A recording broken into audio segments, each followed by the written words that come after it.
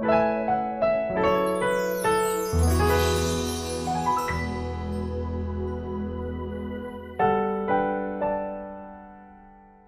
on the faith. 2 Timothy 2, verse 2. You have heard with these things that have been confirmed by many reliable witnesses. Now teach these truths to other trustworthy people who will be able to pass them on to others. This popular verse on discipleship outline Paul's approach for passing on the faith. He begins by reminding Timothy of the specific lessons he taught him. First, Paul shared Christ with Timothy in the presence of many witnesses. He emphasized this further when he counseled these young men to do.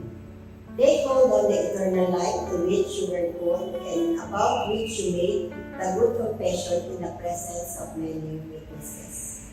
Second, Timothy was to impart the same teachings to others so they may entrust it to others. These people were to be faithful men or tried and tested followers of Jesus. If done correctly, these trained believers would be able to teach others also. The basic means of spreading the gospel is through relationship and discipleship.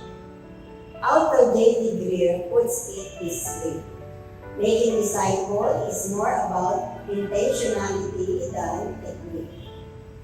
Discipleship means teaching others to read the Bible the way you read it, pray the way you pray, and tell people about Jesus the way you do.